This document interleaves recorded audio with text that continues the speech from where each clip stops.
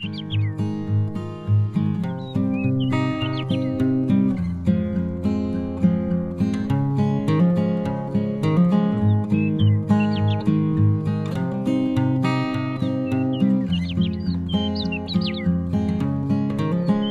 balcony isn't very big, but somehow it holds more than 100 plants.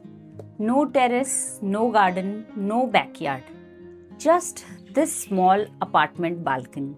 And over the years, I have learned how to use every inch of space without making it feel completely overcrowded.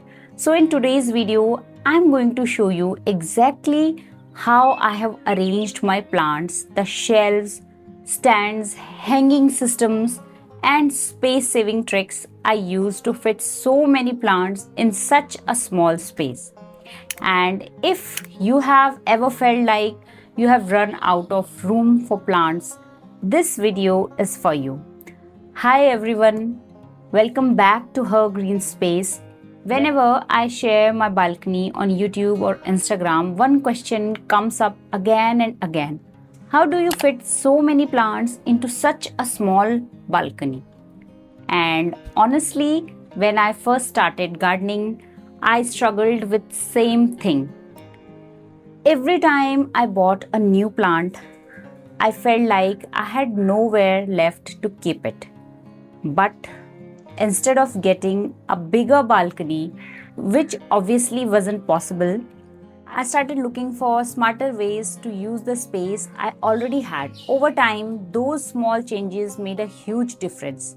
And just to give you some context, this isn't one of those huge apartment balconies you sometimes see online. It's actually a very small balcony, and it even houses a washing machine. So, if you're working with a tiny apartment balcony, these ideas should be even more useful for you. Today, I'll show you exactly what I do, and hopefully, you will pick up few ideas that you can use in your own balcony as well. Let's start with the biggest game changer. When most people start gardening, they only use floor space. That's exactly what I did. The problem is that floor space disappears very quickly. Once I started using vertical space, I was able to fit many more plants without making the balcony feel completely packed. Now, whenever I look at a balcony, I don't just see the floor. I see walls. I see corners. I see railings. I see empty air above the plants. All of that is usable growing space. And but honestly, this single mindset shift changed everything for me. One of my favorite space saving additions has been wall hooks. I found these online and they have multiple metal pins that go into the wall. They are much stronger than they look and can easily support hanging planters when installed properly. Instead of filling up valuable floor space, I can use the walls for plants. This works beautifully for trailing plants like pothos, philodendrons, or syngoniums and trandescantias. These plants naturally grow downward, so hanging them actually shows them off better. And the best part, the floor remains free for other plants. This isn't exactly a space saving tip, but it's a design trick that makes a huge difference. A single trailing plant can visibly fill a large area. For example, one pothos hanging basket can create the impression of several plants once the vines start growing. That's why I love using trailing plants on walls, shelves, hanging baskets, and plant stand. They soften the hard edge of shelves and racks and make the entire balcony feel more lush and jungle-like. If you want your balcony to feel fuller without constantly buying new plants, trailing plants are your best fits. The next thing that helped me fit more plants was using plant stand with multiple leaves. Instead of placing 5 plants side by side, I can place them on different tiers. The footprint stays almost the same, but the number of plants increases significantly. I use different kinds of stands throughout my balcony. Some are ladder style stands, some are corner stands, some are simple racks. The goal is always the same: one small area, multiple levels, and more plants. Corners are one of the most underused spaces in many balconies. Most people leave them empty, but corners are perfect for tall plant stands. Some of the most plant filled areas in my balcony are actually the corners. A good corner stand allows you to grow upward without blocking too much usable space. So, before you say you need more space, check your corners first. You might already have space you're not using. If your balcony has railing, you already have extra growing space. Railing planters are fantastic because they don't take up any floor space. You can use them for flowering plants, herbs, pothos, syngoniums, or any compact foliage plant. They are especially useful in small balconies where every inch matters. Another space that often goes unused is the space above our heads. If possible, use hanging baskets. This instantly adds another level of greenery. And some of my favorite plants for hanging baskets are pothos, spider plants, heartleaf philodendron, and trailing plants. The layered look makes the balcony feel much more lush and natural. You don't always need expensive plant stands. Some of my plants are simply placed on stools, small tables, or spare risers. This creates different heights and help me fit more plants in the same area.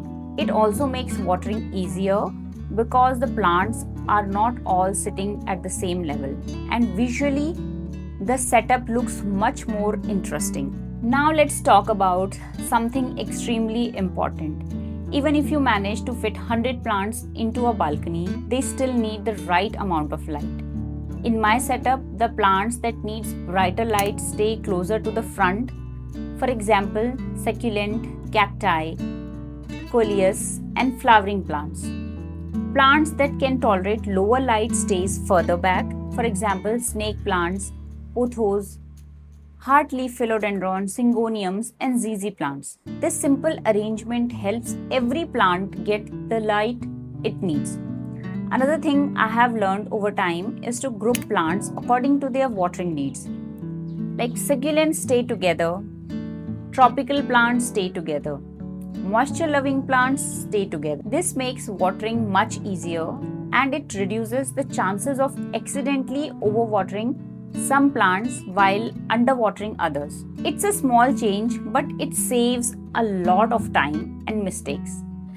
Now, I should mention that my balcony is actually very small. In fact, this balcony isn't just for plants. My washing machine is also here, so every inch of space matters. Of course, once you start filling a small balcony with lots of plants, you're not going to have a huge open sitting area. But even with all these plants, this space is still usable. In the evenings, my husband and I sometimes sit here with a cup of tea or coffee and spend some quiet time together. I have added solar lights and hanging LED lights, and at the night, balcony feels really cozy and relaxing. It's honestly one of my favorite spots in the house. That's something I always keep in mind while arranging my plants. I don't just want to fit more plants. I want the balcony to remain a space that we can actually enjoy.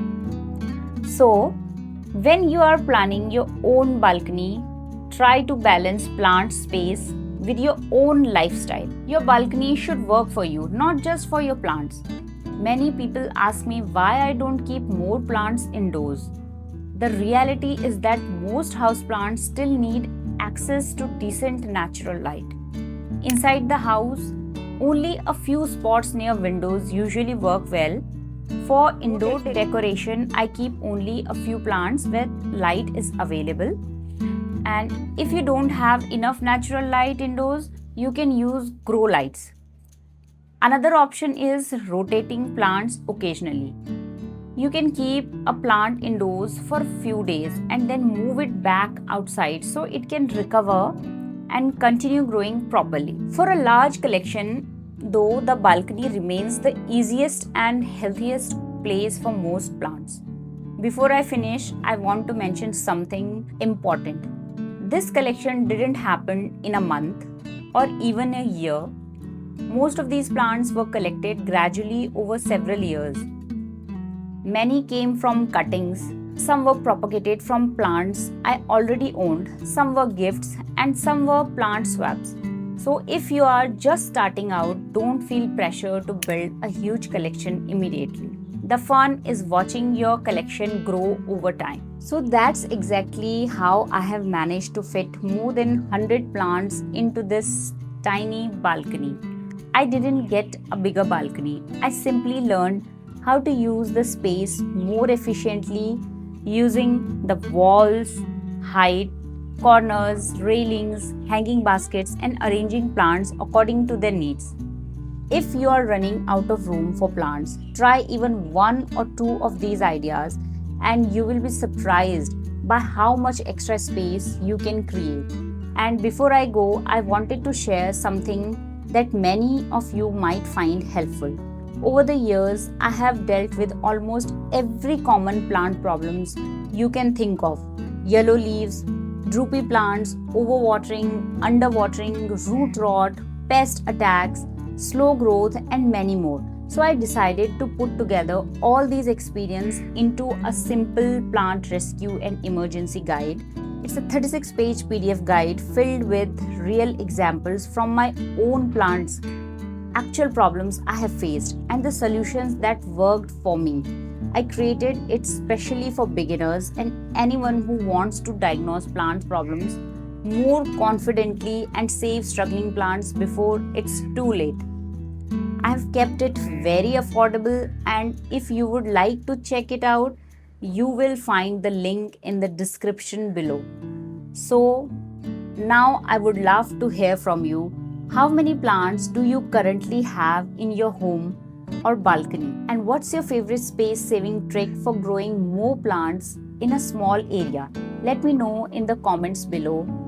I always enjoy reading your comments and learning from your experiences too. And if you found this video helpful, please give it thumbs up and subscribe to Her Green Space for more plant care tips, balcony gardening ideas, propagation guides, and practical advice based on real gardening experience. Thank you so much for watching, and I'll see you in the next video. Till then, stay. Bye-bye.